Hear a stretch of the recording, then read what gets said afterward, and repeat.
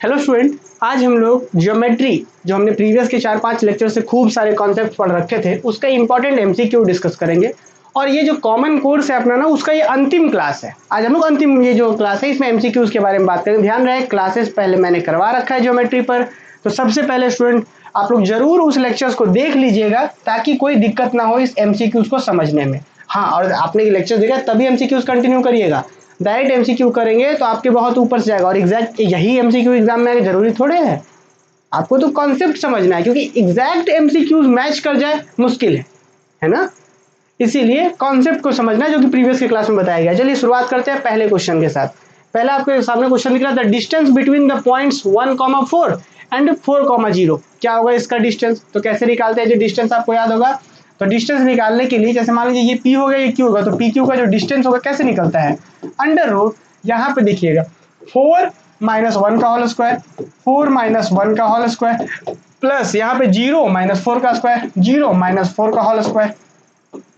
Solve कर लीजिए इसको। तो देखिए 4 में से 1 गया तो 3 का स्क्वायर, प्लस यहाँ पे 4, 0 में से 4 गया तो माइनस 4 का होल स्क्वायर। इसको सॉल्व करिए, कितना आएगा? 3 का स्क्वायर 9, 4 माइनस 4 का स्क्वायर 16, फिर 9 और 16 कितना हो गया? 25। 25 का स्क्वायर रूट कितना आता है? 5। तो इसका डिस्टेंस कितना हो जाएगा? 5। B number is the correct answer. तो इस तरीके से हम लोग निकालते हैं। क्या फॉर्मूला क्या था जी कि डिस्टेंस दो पॉइंट कैसे निकलता है? तो under root x2 minus x1 का whole square plus y2 minus y1 का होल स्क्वायर। तो इस तरीके से ऐसे छोटे क्वेश्चंस भी आ सकते हैं एग्जाम में।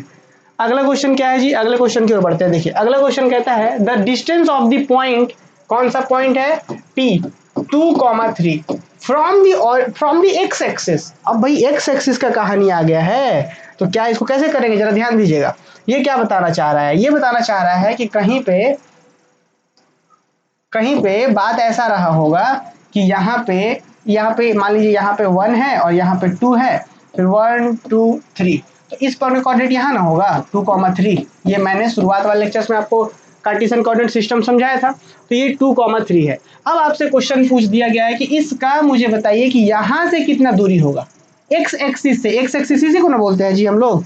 देखिए तो जरा ध्यान से, एक्स एक्सिस किसको बोलते हैं हम लोग? एक्स एक्सिस इसी को बोलते हैं। यही होता है अपना एक्स एक्सिस, इधर एक्स डैश और ये वाई और नीचे में वाई डैश। तो इसी से यहाँ का डिस्टेंस पूछा गया है जी। तो इस कोऑर्डिनेट क्या है इसका? यहाँ से है एक्स में है 1 2, एक्स में 2 यूनिट, वाई में 1 2 3। तो मतलब यहाँ से अगर यहाँ का डिस्टेंस पूछेंगे तो कितना है? 1 2 3। तो एक्स एक्सिस, इस पॉइंट का एक्स एक्सिस दूरी कितना है? 3 यूनिट। तो आंसर कितना हो जाएगा? 3। तो इस तरीके से क्वेश्चंस भी आ सकते हैं एग्जाम में, है ना, थोड़े लॉजिकल वाले क्वेश्चन। अगले क्वेश्चन की ओर बढ़ते हैं। अगला क्वेश्चन क्या कहता है जी कि द पॉइंट -5 1, एक पॉइंट मान लीजिए ए है कहीं पे, -5 1, ठीक। फिर दूसरा पॉइंट है 1 कॉमा पी, बी मान लीजिए इसको कि 1 कॉमा पी है, और तीसरा पॉइंट है 4 कॉमा -2। ये 3 पॉइंट्स है, इसका नाम दे दिया सी। बोला गया है कि are collinear if the value of P is dash. मतलब कि ये तीनों पॉइंट्स कोलिनियर होंगे पी के किस वैल्यू के लिए? पी का ऐसा हम कौन सा वैल्यू दे दे कि ये तीनों कोलिनियर हो जाए। कोलिनियर को मैंने प्रीवियस के लेक्चर्स में समझा रखा था, क्लासेस में समझाया था। कोलिनियर का मतलब एक ही लाइन पे तीनों पॉइंट हो जाए। कि एक पॉइंट यहाँ पे अगर ए हो जाए, बी यहाँ पे, तो सी यहाँ पे, एक ही लाइन पे तीनों पॉइंट्स हो जाए। तो एक ही लाइन पे पॉइंट तब ना होगा जब ए बी का डिस्टेंस निकालेंगे प्लस बी सी बराबर ए सी कर दीजिए।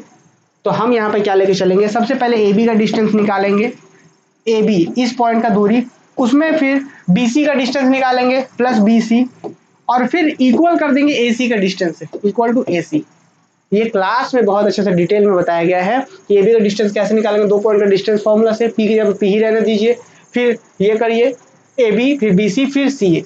आप देखेंगे कि पी के किस वैल्यू के लिए ये इक्वल होगा, मतलब इधर वाला इसके बराबर कब होगा? तो पी का वैल्यू जब आप -1 रखेंगे तब। ये क्वेश्चन सॉल्व करेंगे तब आप देखेंगे पी का वैल्यू -1 रखने पर अब यहाँ पे दोनों जो होगा तीनों पॉइंट्स होगा कोलिनियर हो जाएगा। तो इसको आप लोग सॉल्व करिए, क्लास में डिटेल में बताया गया है। यहाँ पे क्यों ही बताए हम, है ना, क्लास में डिटेल में बताया गया है। नेक्स्ट बढ़ते हैं अगले क्वेश्चन की ओर। अगला क्वेश्चन क्या है जी कि the distance of the point alpha comma beta from the origin. मतलब कि कहीं पे ये एक्स वाई एक्सिस है और कहीं पे वो पॉइंट होगा जिसका कोऑर्डिनेट है अल्फा कॉमा बीटा। आपसे पूछा गया है कि इस पॉइंट का डिस्टेंस आपको बताना है कहाँ से? ओरिजिन से। ओरिजिन मतलब यहाँ से, ये ओरिजिन में क्या होता है? पॉइंट 0,0 होता है, एक्स भी 0 वाई भी 0।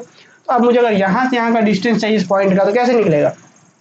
इसका मान लीजिए ओ, इसका मान लीजिए ए, तो ओ ए का डिस्टेंस कैसे निकलेगा, तो under root alpha minus zero का whole square, alpha minus zero का whole square plus beta minus zero का होल स्क्वायर। अब थोड़ा सा और आगे बढ़ा दीजिए, अल्फा में जीरो घटेगा तो अल्फा का स्क्वायर प्लस बीटा में जीरो तो बीटा का स्क्वायर, तो ये हो गया डिस्टेंस। तो ओ ए का डिस्टेंस कितना आ गया, under root alpha square plus beta square. तो ये भी जरा ध्यान रखना है कि जब ऑरिजिन से डिस्टेंस मतलब जीरो जीरो, तो ये आ गया आपका answer, under root alpha square plus beta square, ये हो गया आपका आंसर। क्लियर। अगले क्वेश्चन की ओर बढ़ते हैं। क्वेश्चन है the distance between the point, इसका पहला कोऑर्डिनेट है ये और दूसरा कोऑर्डिनेट है ये, और ये दूसरा दूसरा पॉइंट है जिसका कोऑर्डिनेट पहला है ये, दूसरा कोऑर्डिनेट है ये। तो थोड़ा सा मजेदार है, ये समझने वाली बात है। जब हम यहाँ से ए बी का डिस्टेंस निकालेंगे तो क्या फॉर्मूला होता है, तो फॉर्मूला होता है कि दिस माइनस दिस का होल स्क्वायर, यही ना होता है जी,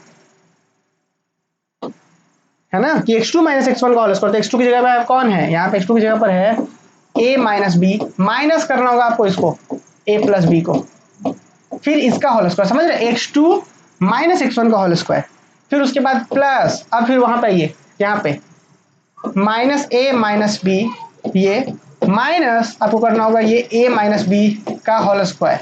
होल स्क्वायर कैसे भी, पूरा का होल स्क्वायर, पूरा होल स्क्वायर कैसे है, तो होल स्क्वायर थोड़ा सा हम यहाँ पे कर देते, देखिए होल स्क्वायर भी कैसे, यहाँ का जो होल स्क्वायर पूरा पे होगा, थोड़ा सा हम इसको और अच्छे से अरेंज कर देते, देखिए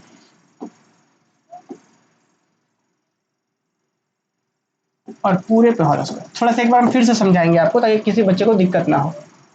यहाँ पे जरा देखिएगा क्या बोला गया है, फॉर्मूला क्या होता है कि x2 माइनस x1 का होल स्क्वायर, मतलब a minus B minus A plus B का whole square, a minus B minus A plus B का होल स्क्वायर, फिर y2 में क्या था, minus A minus B minus A minus B minus y1 का whole square, इस तरीके से हो रहा है। चलिए तो चलिए हम इसको थोड़ा सा इरेज कर देते जो एक्स्ट्रा हमने यहाँ पे लिखा ही था। अब नेक्स्ट क्या, इसी को सॉल्व कर लेना है, आपका आंसर आ जाएगा। तो इसको सॉल्व करने में क्या ही है, सबसे पहले ब्रैकेट के अंदर का काम होगा, देखिए तो सबसे पहले ब्रैकेट के अंदर का काम होगा, कैसे करेंगे जरा देखिएगा कैसे होगा। तो a माइनस बी, देखिएगा ध्यान से, a माइनस बी ओपन करेंगे तो माइनस ए हो जाएगा और माइनस माइनस प्लस का बी हो जाएगा का होल स्क्वायर। देखिए a माइनस बी ठीक था, यहाँ रहने दिए, माइनस ए माइनस माइनस और यहाँ पे प्लस माइनस, यहाँ पे माइनस हो जाएगा, यहाँ पे देखिए कैसे हुआ है, एक बार थोड़ा सा समझाते हैं आपको। देखिएगा ये a minus B as it is शुरू वाला रहेगा, ये वाला एज इट इज रह गया है, ठीक, और माइनस ए और माइनस बी हो गया, तो फाइनली ये वाला तो इससे कट जाएगा, बचेगा माइनस माइनस बी कितना होगा, माइनस टू बी का होल स्क्वायर हो जाएगा। फिर यहाँ पे आइए प्लस, ये देखिए माइनस ए फिर माइनस बी फिर minus minus minus A minus minus plus B का होल स्क्वायर, फिर ये यहाँ पे कौन गया, प्लस बी माइनस बी गया, यहाँ बचेगा, देखिए तो आंसर क्या आ रहा है, अंडर रूट, यहाँ पे है minus two times of B का होल स्क्वायर, यही ना हुआ जी, minus B minus two B, फिर यहाँ पे देखिए minus A minus two A का होल स्क्वायर, ठीक। अब आइए, अब ये स्क्वायर इस टू पर भी आएगा, सॉरी स्क्वायर माइनस टू पर भी आएगा, तो कितना हो जाएगा, फोर, और बी पे आएगा तो बी स्क्वायर, तो under root four B square, फिर यहाँ पे क्या आएगा फोर ए स्क्वायर, इस पे भी आएगा तो फोर ए स्क्वायर। अब दोनों में से फोर कॉमन करके जब बाहर कर लेंगे तो आ जाएगा टू, और अंदर में बचेगा B square plus A square, उसको लिख सकते हैं A square plus B square, एक ही बात है। तो इसका आंसर हो जाएगा two under root A square plus B square. तो दिस इज योर फर्स्ट, अब इसका ये आंसर हो जाएगा। तो हालांकि ऐसे क्वेश्चन क्लासेस में तो डिटेल में बताए ही गए हैं, है ना, डिस्टेंस फॉर्मूला से रिलेटेड क्वेश्चन है। अगला क्वेश्चन भी देख लीजिएगा, क्या बोला गया, if the distance between the point this and this is 5, यहाँ पे मान लीजिए इसको आप a मान लीजिए, इस पॉइंट को आप b मान लीजिए, ए बी का डिस्टेंस 5 है, तो what is the value of x। तो भाई कितना सिंपल है, मतलब कि ए बी का डिस्टेंस मुझे दिया गया है, मुझे ए बी का डिस्टेंस जो है ना 5 दिया हुआ है।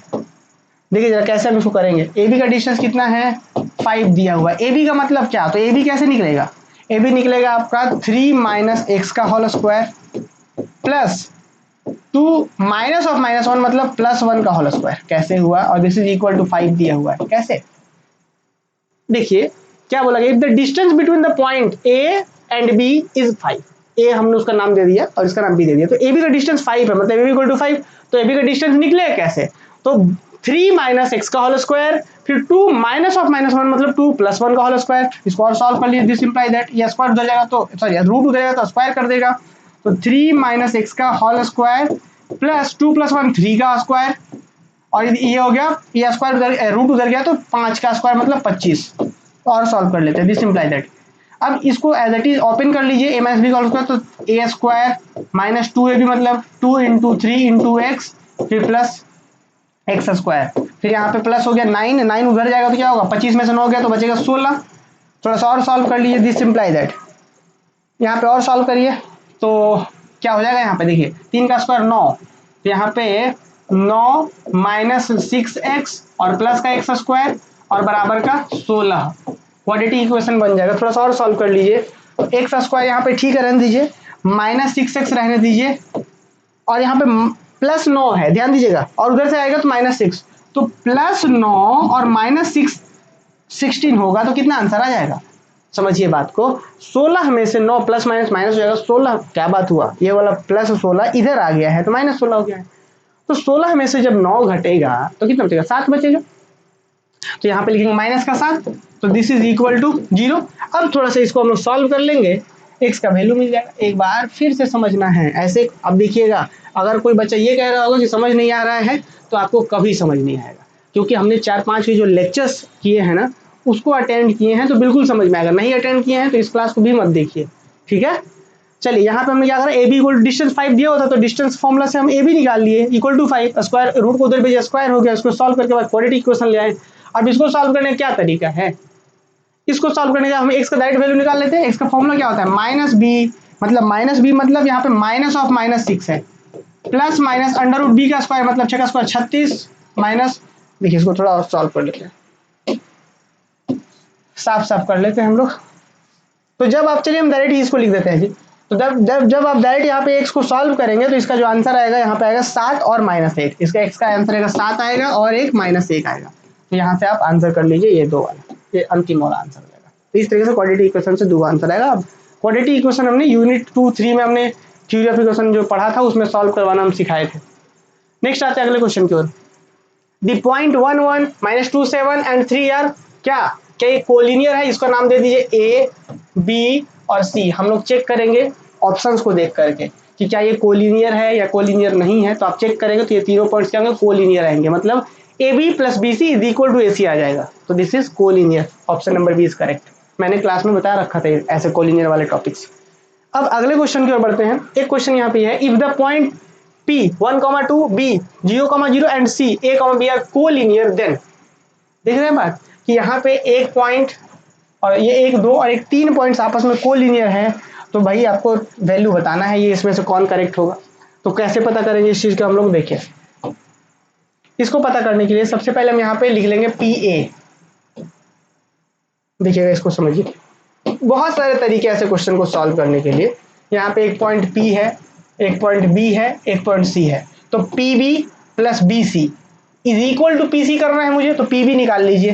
तो PB जब आप निकालेंगे, PB का मतलब क्या होगा जी, 0 - 1 का होल स्क्वायर, 0 - 1 का होल स्क्वायर मतलब 1 का स्क्वायर, फिर 0 - 2 मतलब -2 का स्क्वायर, समझ रहे हैं ना, -1 का होल स्क्वायर -2 का स्क्वायर। कैसे हुआ, डिस्टेंस निकाल रहे हैं P से B का, मतलब 0 - 1 का होल स्क्वायर -1 का होल स्क्वायर, 0 - 2 -2 का होल स्क्वायर, सॉल्व कर लीजिए इसको, कितना आएगा 1 और यहाँ 2 का स्क्वायर तो कितना होगा √5, यही ना होगा।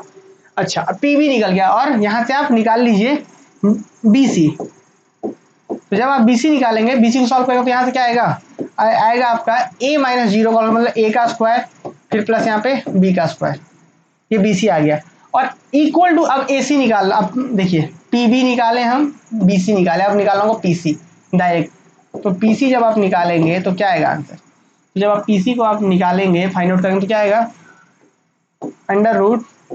√A - 1 का होल स्क्वायर प्लस B - 2 का होल स्क्वायर।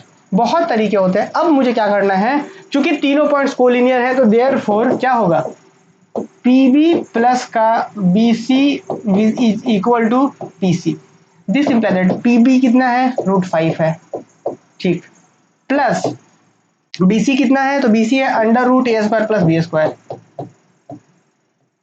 ठीक, और ये कितना है आपका, तो अब PC कितना है, तो √A - 1 का होल स्क्वायर प्लस B - 2 का होल स्क्वायर, और फिर ये इस तरीके से। तो एक तरीका ये भी है, थोड़ा ये कॉम्प्लिकेटेड हो गया, पर हम जब डायरेक्शन रेशियो का यूज करके करेंगे तो और ज्यादा आसान तरीके से ये सॉल्व हो जाएगा।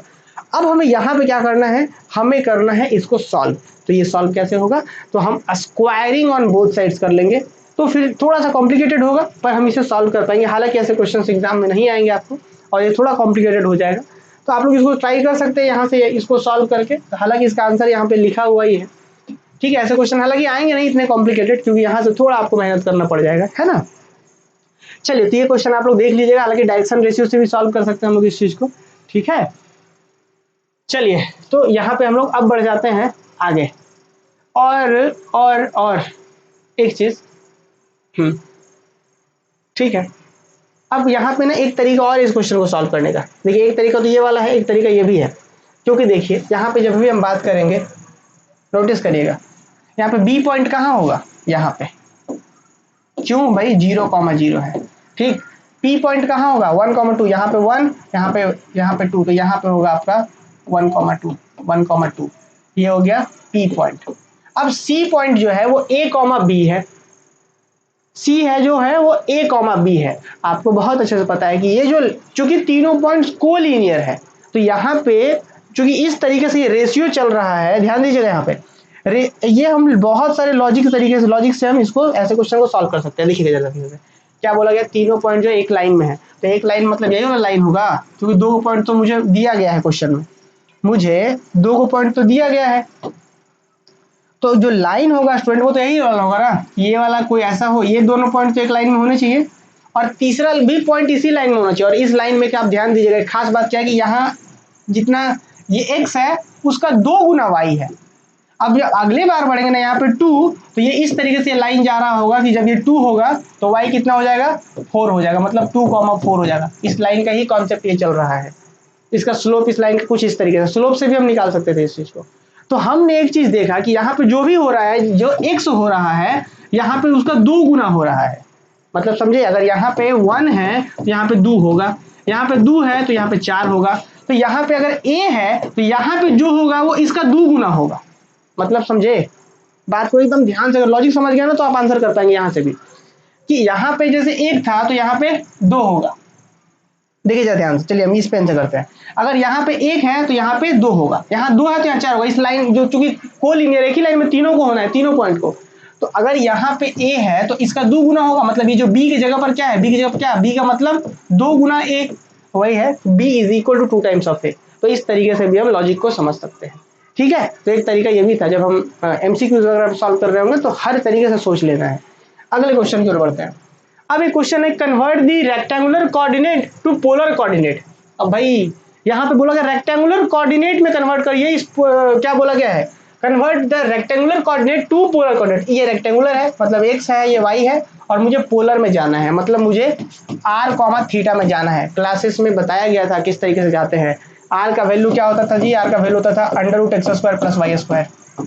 यहाँ x कितना है, अंडर रूट, यहाँ x की जगह पे है √8 का होल स्क्वायर, y की जगह पे भी है √8 का होल स्क्वायर। तो जब आप थोड़ा सा और सॉल्व करेंगे तो √8 और स्क्वायर तो आप कैंसिल होकर सिर्फ बचेगा 8, स्क्वायर और रूट आपस में फिर बचेगा 8, फाइनल कितना हो गया 16 का स्क्वायर कितना 4, तो r का वैल्यू आ गया 4। तो मतलब यहाँ तो आ गया 4। थीटा कैसे निकलता है, थीटा निकलता है tan inverse y upon x, ऐसे। तो सॉल्व कर लेते हैं, टेन इनवर्स y भी √8, x भी √8, कैंसिल करके हो गया कितना, टेन इनवर्स 1 हो गया, 1/1 मतलब 1, और टेन इनवर्स 1 किस पे होता है, थीटा इक्वल टू π/4 पे, 45 डिग्री पर, और थीटा इक्वल टू कितना हो गया π/4। तो r आ गया 4 और थीटा गया π/4, 45। तो ये हो गया आंसर। तो कौन हो जाएगा, पाई और π/4, ये वाला। समझ पा रहे हैं ये बातें आप लोग। तो ये सब अब अगर कोई बच्चे डायरेक्ट क्लास देख रहे होंगे तो उनको तो थोड़ा दिक्कत हो सकता है ना। इसीलिए ध्यान रखना है कि हम लोग हमेशा थ्योरीज वाले क्लास को जरूर देखेंगे। अब आते हैं अगले क्वेश्चन में, convert the polar coordinate two rectangular. ये पोलर में दिया हुआ, ये r है और ये थीटा है, मुझे क्या निकालना है, मुझे रेक्टेंगुलर में जाना है, ठीक है ना। Convert the polar coordinate two rectangular, polar से रेक्टेंगुलर में जाना। तो ये पोलर मतलब r थीटा दिया हुआ है, मुझे x चाहिए, तो x का वैल्यू क्या होता है जी, r cos थीटा, ये होता है r का। r यहाँ पे कितना है, r मतलब यहाँ पे 6 है, 6 और cos और 2π/3। 2π का मतलब कितना जी, 2π का मतलब होता है, देखिए 2 × पाई का मतलब 180 डिग्री डिवाइडेड बाई 3। तो अब काट दीजिए, 6×3 = 18, 60 और 4 × 120, 120 कितना, तो cos 120 डिग्री का वैल्यू होता है -1। -1 गुना 6, तो यहाँ पे कितना x का वैल्यू हो जाएगा आपका माइनस का माइनस, एक सेकेंड इसको हम लोग कर लेते हैं, देखिए एक सेकेंड। हाँ चलिए इसको हम करेक्ट कर दिए कि कॉस का जो वैल्यू होता है, देखिए जैसे यहाँ पे क्या हुआ कि थीटा कितना आ गया 2π/3, तो 2π/3 का मतलब 120 डिग्री। तो भाई आप जैसे ही आगे बढ़ेंगे यहाँ पे, तो देखिए तो यहाँ पे हो गया 6 और कॉस 120 डिग्री का वैल्यू कितना होता है -1 नहीं -1/2, तो -1/2 तो कितना हो गया जी, कैंसिल करिए तो कितना आ गया -3। तो आर का वैल्यू कितना, यहाँ एक्स का वैल्यू कितना हो गया -3, तो -3। वाई कैसे निकलेगा, तो वाई का वैल्यू होता है आर साइन थीटा। अब आर तो एज इट इज 6 हो गया और साइन 120 डिग्री वही चीज, तो साइन 120 डिग्री। तो फाइनली जब हम लोग सॉल्व करेंगे, देखिए तो इसके बाद जैसे ही हम लोग आगे बढ़ेंगे तो क्या होगा, चलिए ठीक है यहाँ तक। चलिए तो यहाँ पे थोड़ा सा हम लोग और आगे बढ़ जाते हैं। तो यहाँ पे जैसे हमने लिखा, ये तो बात समझ पा रहे, 120 लिखिए चाहे 2π/3 लिखिए, एक ही बात है। अब जो बच्चे 11th-12th में ट्रिग्नोमेट्री पढ़े हैं ना, तो उनको इस तरीके से याद रखने की आवश्यकता नहीं होगी, उन्हें ब्रेक कर सकते हैं इस मल्टीपल एंगल को। या फिर आप ध्यान रखेंगे तो दो बातें, तो साइन 120 की वैल्यू तो √3/2 होता है, इसका वैल्यू क्या होता है, इसका वैल्यू √3/2। तो फाइनली जब सॉल्व करें तो 6 इंटू √3/2, तो ये काट के कितना आएगा 3√3। तो देखिए यहाँ x का वैल्यू -3 और y का वैल्यू 3√3, तो कौन है जी 3√3, तो ये हो गया आंसर -3 और 3√3। तो इस तरीके से हम लोग निकाल सकते हैं। मुझे लग रहा है कि आप लोग समझ पा रहे हो, क्लासेस में तो डिटेल में बताया ही गया है। तो कुछ वैल्यूज जो है जैसे आर्ट्स कॉमर्स वाले बच्चों को याद रखना पड़ेगा, क्योंकि जैसे ये सब वैल्यू आ गया तो इसको तोड़ सकते हैं मैथ्स वाले बच्चे, लेकिन आप लोग को याद रखना होगा। नेक्स्ट क्वेश्चन, अब ये क्वेश्चन थोड़ा सा मजेदार है क्योंकि सारे क्लासेस में बताया गया। देखिए तो which of the following type of system is represented by the points coordinate in the form 5, 30 degree और फिर 2। मतलब यहाँ पे देखिए 5 फिर 30 डिग्री और फिर 2। याद आ रहा है, हम लोग सिलिंड्रिकल कोऑर्डिनेट में क्या पढ़े थे, उसमें होता है आर होता है, थीटा होता है और जेड होता है। तो एक होगा डिस्टेंस, फिर एंगल और फिर ये जो परपेंडिकुलर डिस्टेंस होता है वो। तो आर एक डिस्टेंस था, फिर एंगल था, फिर डिस्टेंस था, तो क्या वही चीज यहाँ भी है 5, 30 डिग्री और फिर यहाँ पे 2। तो ये किसका है बात, तो ये होता है सिलिंड्रिकल कोऑर्डिनेट में, तो इसका आंसर हो जाएगा 4th number, cylindrical coordinate system हो जाएगा इसका आंसर। बात समझ पा रहे हैं आप लोग, इसका आंसर क्या हो जाएगा सिलिंड्रिकल कोऑर्डिनेट सिस्टम हो जाएगा। नेक्स्ट अगला, a point in the space is represented by the order pair R theta और जेड। यहाँ पे देखिएगा आर थीटा जेड से किसी पॉइंट में रिप्रेजेंट किया जा रहा है स्पेस में, मतलब सिलिंड्रिकल कोऑर्डिनेट सिस्टम है। आपको पता होगा सिलिंड्रिकल कोऑर्डिनेट सिस्टम में जो आर थीटा जेड से रिप्रेजेंट करते हैं, उसमें जो ये आर और थीटा होता है कुछ और नहीं बल्कि एक्स वाई का रिप्रेजेंटेशन होता है, एक्स वाई का। और किस प्लेन में, तो एक्स वाई प्लेन में, है ना। तो ये अगर क्लासेस देखे होंगे तो बहुत मजे तरीके से इस क्वेश्चन को हल कर पा रहे होंगे। तो बोला गया है क्या कि a point in space is represented by the order triple R theta Z in the cylindrical coordinate system where R theta, अब क्या क्वेश्चन है, where R theta polar coordinate of the point projection in the X Y, या फिर polar coordinate of the points projected in the Y Z plane, नहीं होगा। या Cartesian coordinate of the points projection in the X Y plane, Cartesian coordinate है क्या, नहीं। ये are theta क्या है, पोलर कोऑर्डिनेट है किसका, तो प्रोजेक्शन है एक्स वाई प्लेन के अंदर, तो ये होगा थर्ड आंसर। आर थीटा क्या है, पोलर कोऑर्डिनेट है एक्स वाई का, सिंपली। तो अगर क्लास देखे हो तो कर पा रहे होंगे आंसर आप लोग। Next question, the point with spherical coordinate given as 8, 2π/3 π/3, ये दिया हुआ है क्या, स्फेरिकल कोऑर्डिनेट दिया हुआ है। What is the value of y in Cartesian coordinate system. अब भाई आपको याद होगा स्फेरिकल कोऑर्डिनेट से हम लोग कार्टेशियन कोऑर्डिनेट में कैसे जाते हैं, है ना। अब थ्योरी वाले क्लासेस में बहुत प्रेम से बहुत सारे क्वेश्चन भी करवाए गए थे, कंप्लीट डिस्कस भी किया था, तो आप देख लेंगे सॉल्व करके, इसका आंसर आ जाएगा 6, ठीक है। अगला क्वेश्चन, अब a point P has Cartesian coordinate 3, -4, 10. What is the cylindrical R coordinate, है ना। तो आपको पता होगा सिलिंड्रिकल और रिलेशन में कैसे निकलता है, तो R का वैल्यू कैसे आता था, तो देखिए आप बता देते हैं आपको, सेम ये सब भी कर सकते हैं आप लोग, क्लास में डिटेल में बताएगा। तो R का वैल्यू क्या होता है, √x² + y², सिलिंड्रिकल कोऑर्डिनेट में रिलेशन। तो यहाँ पे x कितना है, ये है, और यहाँ पे y कितना ये, तो √3 का स्क्वायर मतलब 9, -4 का स्क्वायर + 16, तो 9, 16, 25, 25 का स्क्वायर रूट आ गया बाहर 5, क्या होगा इसका आंसर। तो आपका आर कोऑर्डिनेट पूछा गया तो आंसर हो जाएगा 5, समझ पा रहे हैं। अगला question, which of the following is valid set of spherical coordinate of point, मतलब कि स्फेरिकल कोऑर्डिनेट के लिए वैलिड कौन है। तो स्फेरिकल कोऑर्डिनेट में क्या था जी, आर होता था, फाई होता था, थीटा होता था। मतलब एक डिस्टेंस और दो एंगल कहाँ है, यहाँ पे तीनों डिस्टेंस है, तीनों एंगल है, यहाँ पे तीनों डिस्टेंस है, यहाँ पे एक डिस्टेंस और दो एंगल, तो this is your correct answer. तो मुझे लग रहा है कि सभी बच्चों को बहुत मजा आया होगा इस पूरे CC5 के पेपर, पूरे CC5 पेपर को पढ़ने में। और अब बच्चों हम क्या बात कर सकते हैं यहाँ पे, आप लोगों से एक रिक्वेस्ट भी है कि हाँ हम लोग सेमेस्टर 3 में भी आपके लिए बहुत बेहतर करें, और सभी को पहले एग्जाम के लिए बहुत बहुत ऑल द बेस्ट, और बहुत मजे तरीके से एग्जाम देना है ना। और बाकी सेमेस्टर 3 में भी हम आपके लिए इस तरीके से मेहनत करना चाहते हैं हम लोग। तो इसके लिए आपको थोड़ा सा हमारा मदद करना होगा कि इस पूरे प्लेलिस्ट को, CC5 के प्लेलिस्ट को अपने कॉलेज के ग्रुप वगैरह में शेयर करिए, और बाकी हमारे चैनल को सब्सक्राइब कर सकते हैं। और मिलते हैं फिर हम लोग अगले सेमेस्टर के क्लासेस में जी। और हाँ, DMA गेस्ट पेपर अगले बार से आपके ऑफलाइन मार्केट में अवेलेबल होगा, उसे जरूर परचेस करिएगा। ठीक है, चलिए।